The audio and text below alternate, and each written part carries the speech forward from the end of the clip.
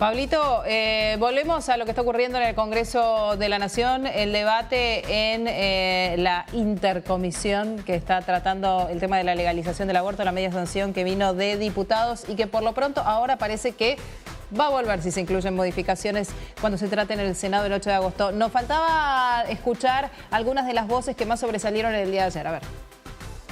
En nuestro sistema constitucional, que sigue la Convención Interamericana de Derechos Humanos, no se duda que hay vida desde la concepción en principio. Y por eso, cuando hemos redactado el Código Civil y Comercial, hemos mantenido esa regla de la Convención Interamericana. La vida se protege desde la concepción, pero a su vez todos sabemos que los derechos no son absolutos, que esos derechos pueden entrar en conflicto con otros derechos. Cuando entran en conflicto con otros derechos, esos conflictos de derechos, la Corte lo ha enseñado, lo enseña la Corte Interamericana, todas las cortes constitucionales del mundo, deben resolver los conflictos sobre una regla que se llama de la proporcionalidad. Esa proporcionalidad, ¿qué significa? Significa que a cada uno de estos dos derechos yo le estoy poniendo restricciones.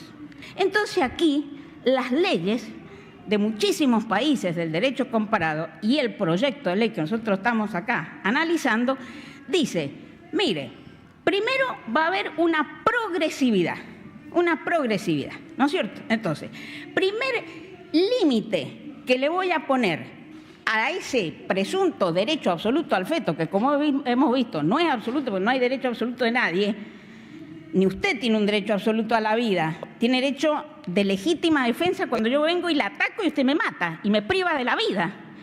En el estado de necesidad hay muchísimas razones por las cuales está legitimado un sujeto vivo que le quita la vida a otro vivo. En el aborto, ¿cómo tratamos de mantener ese principio de proporcionalidad? A través de dos criterios, ¿sí? ¿Cuáles son esos dos criterios? Uno, el de la mayor progresividad del desarrollo.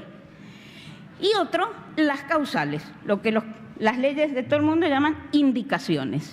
Entonces, en el primer trimestre, como ese feto no tiene suficiente desarrollo, ahí le damos más peso al derecho a la autonomía de la mujer. Cuando tiene más desarrollo el feto, menor autonomía para la mujer. El concepto de médico etimológicamente viene de cuidador. Cuando se puede curar, uno cura. Cuando no, trata de acompañar. Ciertas reacciones de colegas que veo en los medios, festejando, entre comillas, que no van a realizar abortos si esta ley se aprueba, me recuerda la objeción de conciencia de hecho que muchos médicos practicaron con las personas HIV positivas desde el comienzo de la epidemia. En ese caso era claramente abandono de persona. Pero en la ley en debate sí se incluyó la posibilidad de objeción de conciencia en el artículo 15. Claro que la objeción de conciencia no habilita a desentenderse del problema. Muy por el contrario, como médico genera la disyuntiva entre una obligación a cumplir versus la convicción moral o religiosa en sentido contrario. La objeción de conciencia no habilita a juzgar a la mujer que se acerca al servicio de salud ni a cercenar el derecho a acceder al aborto, que sí es un problema de salud pública. Mirar para otro lado una problemática que existió, existe y existirá, como es la decisión de la mujer de interrumpir un embarazo no deseado, es claramente ser parte del problema. 25 millones de abortos clandestinos en el mundo, según la Organización Mundial de la Salud, cada año es un dato que habla por sí solo. Cuando una mujer decide interrumpir un embarazo, queda solo una vida por proteger, la de la mujer. La diferencia es si lo hará en condiciones seguras o si la condenamos por pobre y excluida al síndrome tricolor y a la muerte. Una de las críticas que se le hacen al proyecto con media sanción es que se podría usar el aborto como método anticonceptivo. Además de esconder un profundo desprecio por las mujeres, esta afirmación es falaz. Cuando el aborto sea ley, las mujeres no solo accederán a una práctica más segura y cubierta por el sistema de salud, también podrán acceder en ese momento a métodos anticonceptivos que permitan evitar futuros embarazos no deseados. La opción no es entre educación sexual, métodos anticonceptivos o aborto.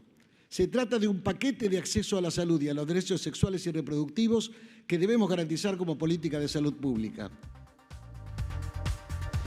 Bueno, el que hablaba recién es el director de la Fundación Huésped, Pedro Can, que habla de, además de esto que escuchábamos, habla también de aquellos médicos que no querían atender en su momento a pacientes con HIV, haciendo una comparación en relación al tema de la objeción de conciencia. Primero una cuestión de forma, te quería decir, qué diferencia, ¿no? La exposición de Kepelmacher, que fue espontánea, sí, casi una clase magistral, y la de Kant leyendo un texto, cómo se pierde fuerza con la persuasión, la convicción, cuando uno está leyendo un texto frío, ¿no? Sí. Pero bueno, aparte de todos hay quienes estarán más acostumbrados a hablar en público y retener algunas cosas que otros, ¿no? Sí, pero el tono importa mucho, son temas muy difíciles y el llegar con lo que se está tratando de explicar. Por otro lado, lo que explica el tema que toca Kant, que es el de la libertad de conciencia de los médicos, nadie sabe cómo resolverlo. Es un tema tan enredado. Acá hay dos problemas, acá hay dos temas en el tema de la libertad de conciencia de los médicos. Uno, el conceptual. Si hay derecho o no hay, el Estado puede o no puede tener una lista de médicos en los hospitales que dijeron anticipadamente que ni piensan hacer un aborto por convicciones religiosas. Ese es el conceptual, ¿no? Y el otro es el práctico, ¿cómo lo implementás? En algún lugar se juntan las dos cosas. Sí. ¿Por qué? Y porque, por ejemplo, ayer se discutió, saltó alguien diciendo que la lista no debía ser pública. ¿Entendés? Que no, está bien, bueno, está bien, hagan una lista, fenómeno, van a hacer una lista de médicos que no quieren hacer aborto, perfecto, pero esa lista no puede ser pública, debe ser secreta.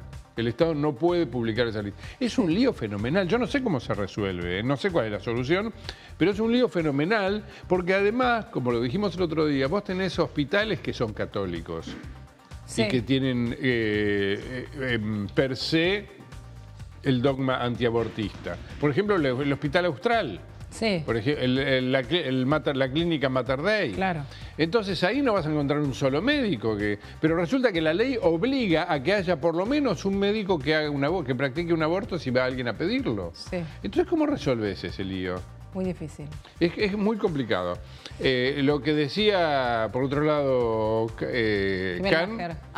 Kant lo que decía era que la negativa de los médicos a atender personas que se van a hacer aborto, a él lo remite a los médicos que se negaban a atender pacientes con HIV al principio del SIDA. Hizo esta comparación, ¿no? Como que es una resistencia. Fuerte, ¿no? Es un poco fuerte y es un poco, a mí es controvertido, no sé, me suena un poco raro, ¿no? Porque en aquel momento había un problema relacionado con la infección también. Sí, claro. No era eso, era un problema de que había mucha ignorancia respecto de la posibilidad de que uno tocando la sangre de un HIV se podía infectar. No, acá, si tocas un aborto no te pasa nada. No, y aquello tal vez sí era más cuestionable que un médico que no lo quiera hacer por una cuestión de conciencia. Porque aquello era de salvar una vida, se trataba con salvar una vida. El médico que se negaba a atender a un paciente con HIV tal vez era más cuestionable que el que hoy, por una cuestión de conciencia o creencias o yo creo que la duda de los trogloditas, realmente de cabeza muy vetusta, que como se pensaba que el HIV era un problema de la homosexualidad, transmitido solo por la homosexualidad, entonces se negaban por una cuestión moral a atender pacientes con HIV. Bien, Pablito, seguimos en un ratito.